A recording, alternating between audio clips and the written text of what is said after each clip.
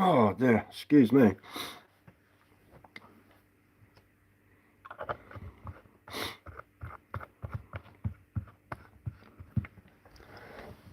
Oh. What am I doing? I'm oiling some spoons that I've recently made. I've given them a second coat of oil. Here's one. There she blows. I don't know if can you hear me? Should be able to hear me. There's a spoon with a barley twisted handle. There's a second attempt at it. It's just got a bit of a better twist on it, to be fair, I think personally, but that's what I'm doing, just catching up on some things.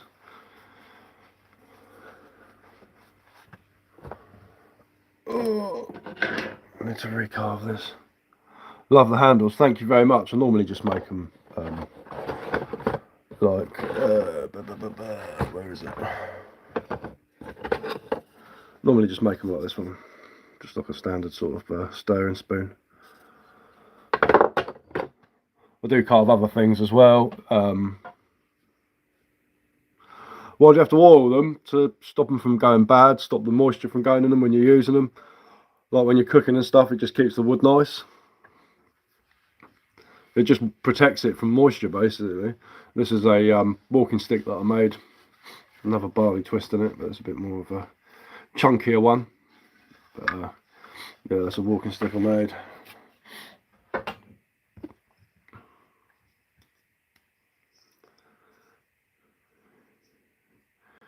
These ones, the one with the tighter twists is made from ash, and the other one's made from hazel. How do you twist it like that? I carve it. I carve it in. It's all carved. I can show you actually, because I made a walking stick and it's snapped, but it shows you like a good idea of how the twist works. So it's not actually twisted, it's carved. Move that away from there. But yeah, basically, hello, how's it going? So what you do is, this is a good example. You start off by carving in a line, like a spiral, going through the handle. Then you draw another line through the middle of those two lines. If you want it a tight twist, you do lines in between those two lines. Must take ages, not too long really. That this one was about 3.5 hours ish, but I was doing it on live, so it takes longer because I stopped to talk to people. So what you do, yeah, is you carve the line in it like that, and then if you look on this end, once you've done that, you carve another line in the middle of the line, and then it's just a case of simply getting your knife and taking off, carving it into the actual line, like so, if you see what I mean. Yeah, and then you just keep going until it's rounded off, and you've got yourself a nice twist, like so. It all just depends what your skill set's like and how long you've been doing it for. I mean, it used to take me ages to do something like that, but now I can do it fairly quickly. You have to excuse me, I've got a really bad cold. So I haven't been live. I normally go live every day, but show my progress on my carvings. But I've been a bit ill. But yeah, you do it like that.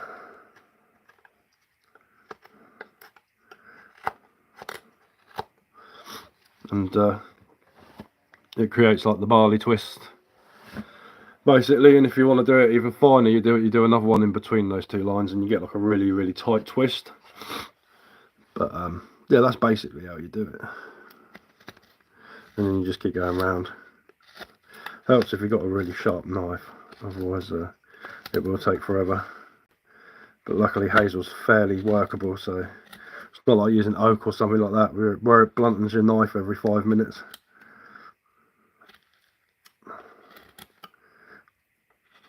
I'm not carried away carving this for no reason though.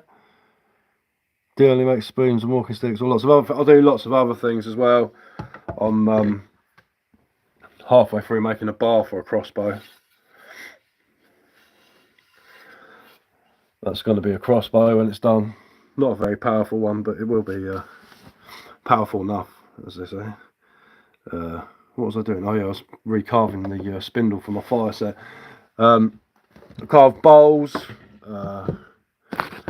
Here's a cookser, which is a wooden drinking cup that I carved recently. This is made out of sycamore. It's spalted as well, so basically when the tree dies, fungus starts growing through it, through the grains of the wood, and that's what all those dark bits are. It looks really cool. Gives it that sort of mottled, old looking effect to it. But that's like a wooden drinking cup. That's a cookser. Here's its big brother. Looks a bit like a clog, that one, but it's you know, it's decent enough. It'll do the job. Also carve like wood spirits, like, you know, like little wizards. There you go. There's a. What's your favourite thing that you've ever made? Oh, I'll show you in a second. Hang on. It's actually a walking stick. It's a wizard's staff I made. These and it's got a wizard. The wizard staff, and his beard goes all the way around the stick, all the way down to the bottom. But that's one of my favourite things that I've carved. It's just a walking stick basically, but a tall one for like hiking and stuff like that. With the scraps, my little girl asked me one day if I could make her a little fairy door. So I was like, yeah, okay, cool. So I started making these. They're out of the scraps. No, I don't sell anything at the moment. If I start selling stuff, it becomes more of a job than a hobby. So and I don't enjoy it as much. But I make these little fairy doors and stuff. Mate, you're a wizard yourself. Your skills are brilliant. Awesome, man. Awesome. Yeah, I suppose with the beard and all that. I'm a bit rough today though. I've got a stonking case of the man flu. So I'm feeling a bit rough, and I've got heart failure as well, so when I get ill it makes me feel terrible. But I thought I'd get out of bed. I've been in bed for 2 days, haven't posted anything, and I've been ill. I'm just making that a bit more usable because it was.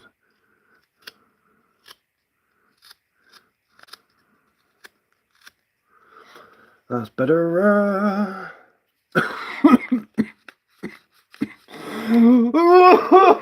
Oh, Jesus.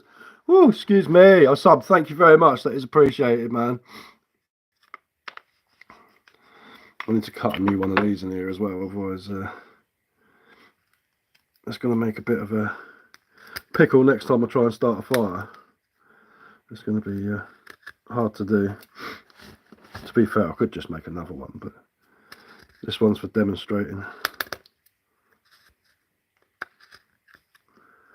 Problems with these knife blades are so thin, but they're really sharp. They're decent, man.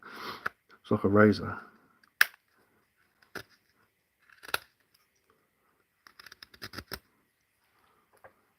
So do I go camping a lot? Not at the moment. As I said, I got diagnosed with heart failure. But I used to all the time. I used to go out every week at least. But I will be going up the woods soon. I've got one of those, I thought I'd give it a try. One of those water purification bag things that you fill up and it filters your water. So I'm going to go up to, my mate owns a forest. So I'm going to go up there and do one of those videos, a review as it were, on the old water purification. But I do a lot of foraging. I do a lot of I know a lot about wild foods. I'm learning mushrooms at the moment. I know quite a few mushrooms, but there's quite a few that I'm a bit sketchy with. So I'm still. I wouldn't say I was a mushroom expert, but wild plants definitely. But at the moment, there's a lot of three-cornered leeks coming back on the second run, so I'll be going out getting some three-cornered leeks probably tomorrow if I'm feeling all right. Luckily enough, I live right next to the countryside, so it's not too bad.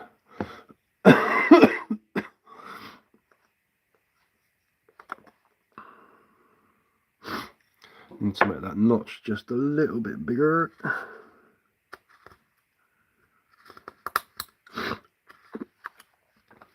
my mate's hiring a mini digger soon, and we're going to go out the woods and make an underground bushcraft shelter. Well, semi-underground anyway. It's going to have a big wooden roof on top with moss, like a living roof.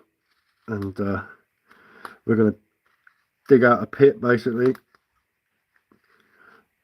The only thing I said to him about would be the water table. That's the only thing that's a bit of an issue about it. But he reckons if we dig a trench around it, it'll be alright. But I don't know. Might have to redirect a couple of streams in the woods, because in the winter it's very, very wet around here.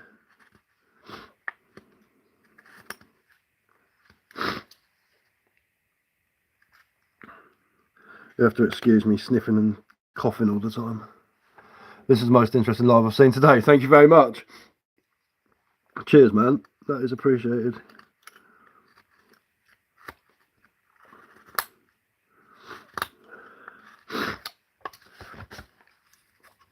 I will be doing some lives out in the woods and stuff. The problem is just getting down to the woods with all your tools and stuff like that.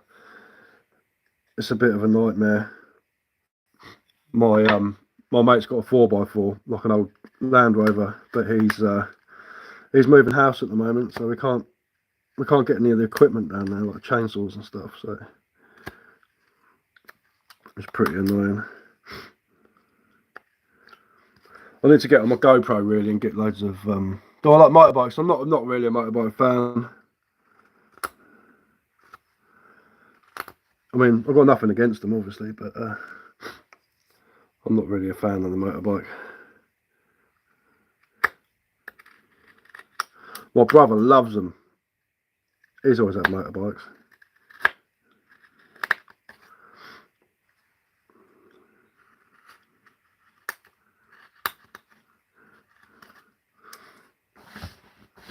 Yeah, my big brother, he's always had a massive motorbike. I say I don't know anything about them, but they always make the ground shake when he starts them up. Like proper beefy motorbikes.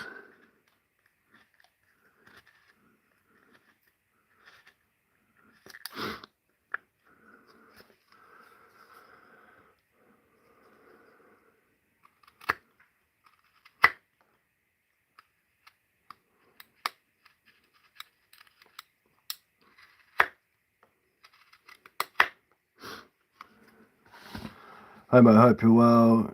If you're going to the woods, don't forget 1,000 matches. Exactly. That's what I'm doing here. I'm making my match here. I've got to, excuse me.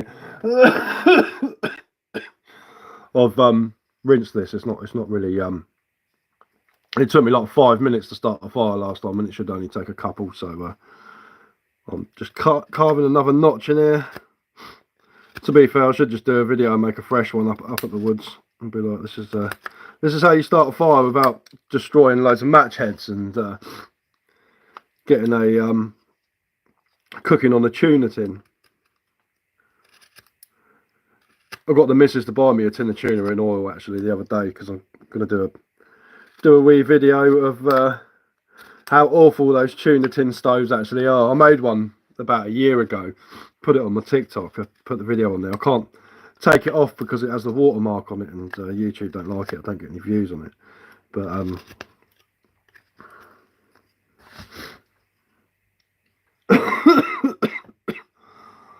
tin can, all the hacks seem to have one. Yeah, too right, man. Get the tin cans out.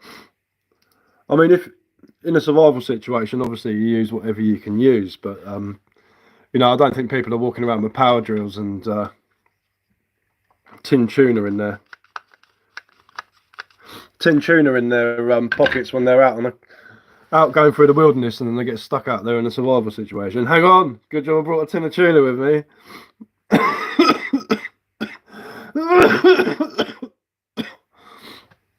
Bloody cold.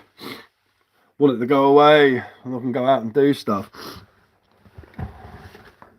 Do you have bears where you live? No, there's nothing dangerous in the woods where I live, except for the odd angry farmer.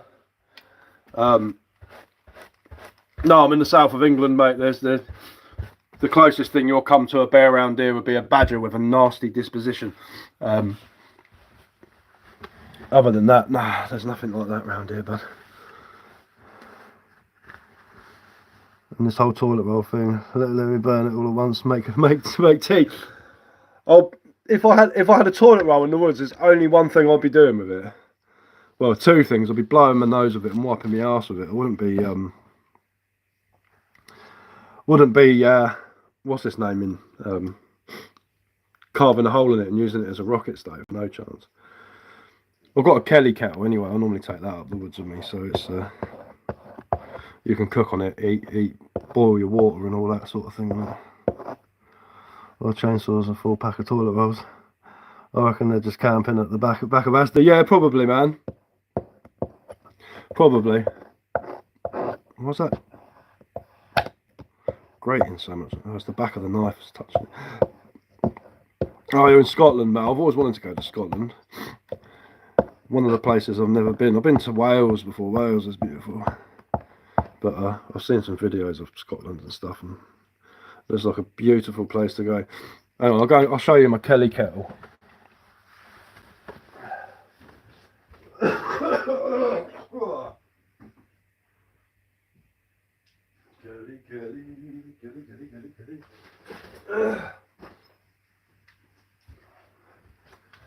This is all you need to take up the woods with, yeah? Kelly kettle, or known as a storm kettle. It's really rainy. It's really rainy down here, to be honest with you. It's been raining for about a week. Probably not as bad as Scotland, though. Scotland is beautiful. Been there a few times. Training, awesome, man. Lots of mushrooms in Scotland. Here you go. That's all you need. One of these. It's a Kelly kettle. I don't know if you've seen one of these before. Basically, it's a water jacket. It's jacketed, basically. So all this inside here is the kettle inside. And it's like a rocket stove, basically. Boils 2.5 litres of water in the space of about 2 minutes. And get yourself a little fire going on the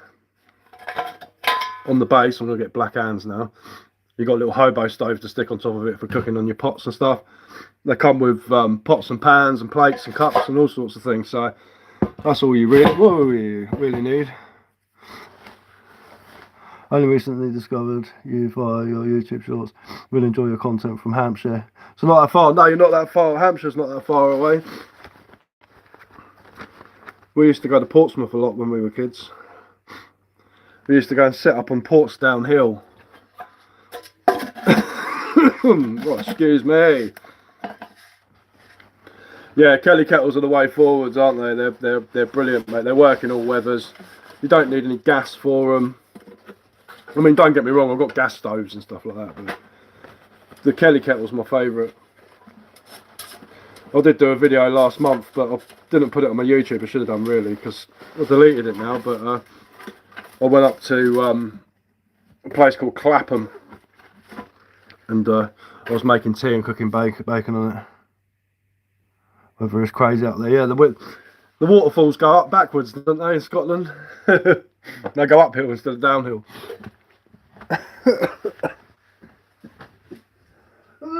Oh, Jesus.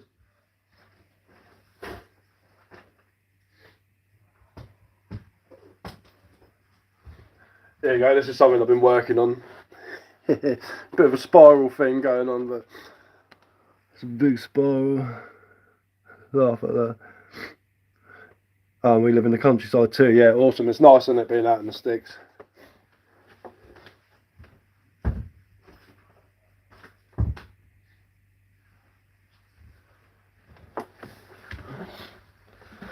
I'm in between. Should make an axe. I've done loads of axe handles. I've never actually made like an axe head. I've got an antique Kent pattern axe in my toolbox, axe head in my toolbox that I need to make a handle for, because I want to use it for carving. It works really, it worked really well. It's a lovely piece of steel. Serious paddle. Yeah. But yeah, man, I live in between a village and a town, so I'm right on the edge of the South Downs National Park. Made an axe and a spear, yeah, man. I made a full lance Mesolithic flint tip spear years ago. Napped the flint head, attached it with pine pitch, which you make from pine resin and ash from the fire. Mix it together and it goes. It's like a polymer. It goes really, really solid when it cools down. And it was 8 foot long, because you get different lengths of spears. You get full lance and a half lance. The idea of a full lance is that it's taller than you, so if you fall over, you don't end up sticking yourself with it. So I thought I'd go for the full lance because I'm very clumsy. Never used it, obviously, but it was just nice to make. And then I've made bows and crossbows. I've made some war clubs as well, some like really hefty war clubs.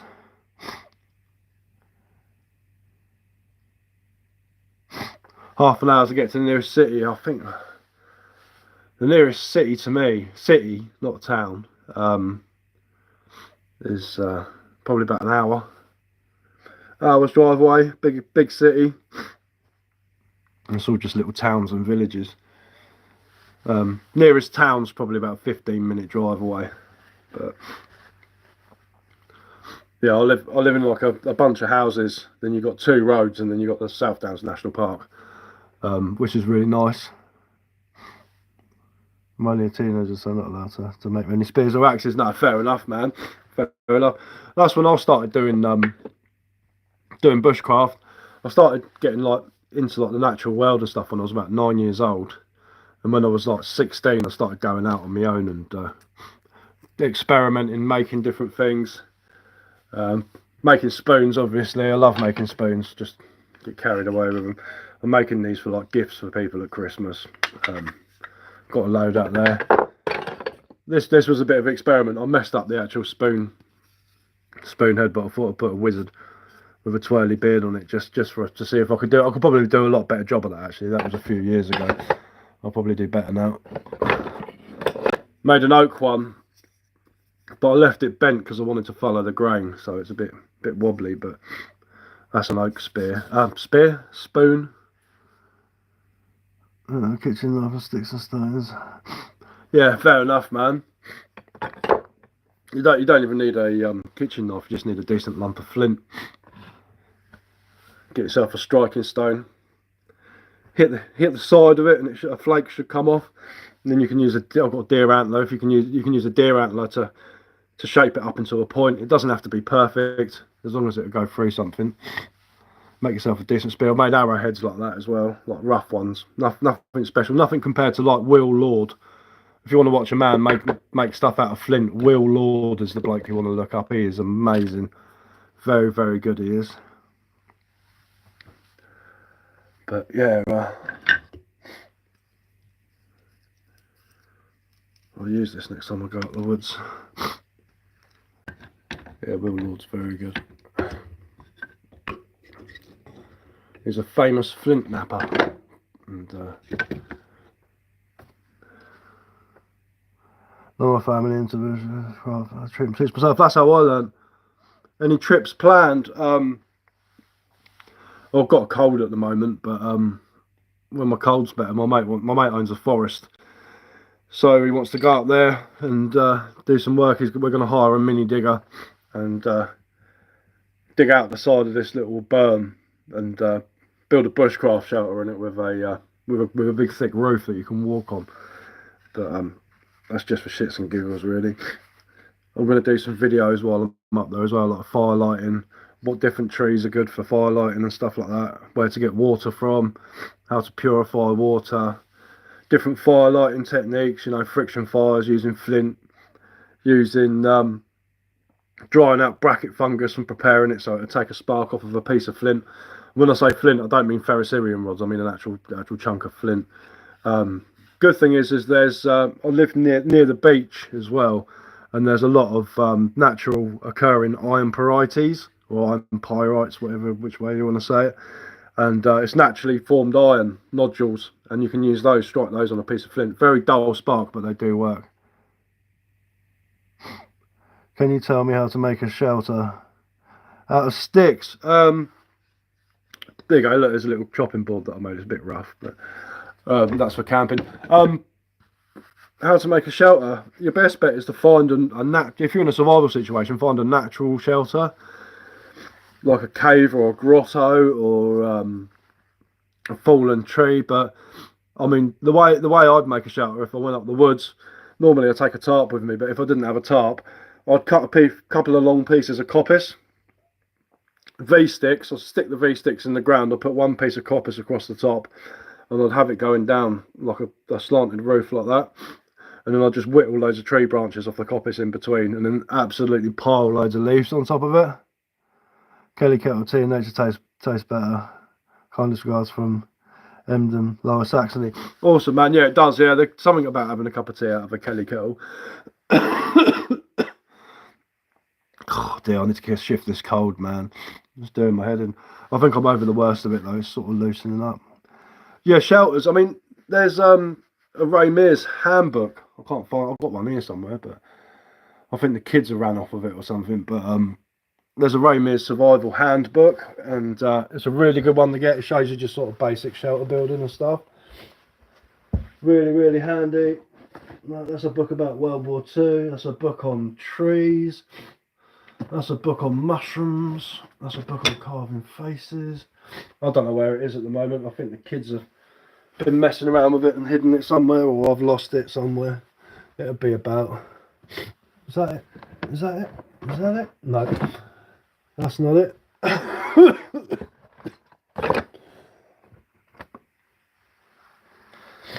Don't know, I think the missus might have put it somewhere safe. Well, I can't find it.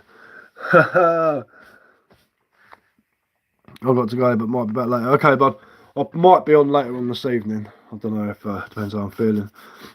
I made these little spoons as well for when I go up the woods. This one's for a friend, and I made myself one out of cherry. I used to get some cherry in the summer, so I was pretty happy about that. But look, you can see the heartwood. Really, really nice colour on it. For anyone who's just joined or didn't see this before, this is the last spoon I made. It's got the barley twist spiral handle on it, and then here was the prototype that I made before out of ash. It's got a finer twist on it because ash is a tougher wood, and I won't break it trying to make it. You know, obviously the finer it is, the more chance I've got of snapping it. But you break it before you make it. I've got my mate brought around a load of leather off cuts for me, and where did I put my knot? I'll put it up on the back on the thing. Brought me around loads of like old leather offcuts. So I'm thinking about making like a little pouch for one of my knives, or even going one step further and making a flint blade with a deer antler handle, and making a little leather sheath for it. But I'll have to see. Definitely when I'm feeling better. My voice is starting to go now. But yeah, man, I do a lot of carving. I haven't done one of these for ages actually. I need to do some Christmas ones for Christmas. But yeah, that's one that I messed up. Well, I ain't messed it up, I could finish it, but that one there, he's got half a moustache because I didn't have the wood to finish his moustache. But that's my practice stick, or log, or whatever you want to call it. So it's more of a log, a quarter. But, yeah, man. I need to make a new maul as well. I use my carpentry maul for smacking in steel wedges through logs because I'm an idiot. And I was using an old machete like a throw, and I was smacking it through to split the back off of a blank for a spoon basically. And yeah, I smashed the granny out of it, so I'm going to make another one of these out of oak. Nice carving, bye. Alright, see you later, man. See you later. Enjoy yourself. Have fun. But yeah, I just thought I'd come on for a bit because I normally go on live every day and my views have been dropping and stuff like that. So thought I'd pop on for half an hour. I need to make a few more of these. I'm gonna go and stick these on tree stumps, like in the parks and stuff like that, like little fairy doors that I made, and they can go make little pathways for them. There's one that I made that I'm not too keen on burning stuff really, to be fair, but there's a burnt one. I suppose it looks alright, but These haven't got any like nails in them or anything. These are. Was that my pipe I just seen? Hey. Oh, hang on. I've got to go. My missus is back, but I'll be on again at 8 o'clock tonight. I can hear her shouting at the kids. But yeah, I've made a little pipe as a prototype out of clay. I'll be on later about 8 o'clock. I'll show you it, but I've got to go now anyway because the missus is back. But cheers, guys. See you later. Thanks for coming on.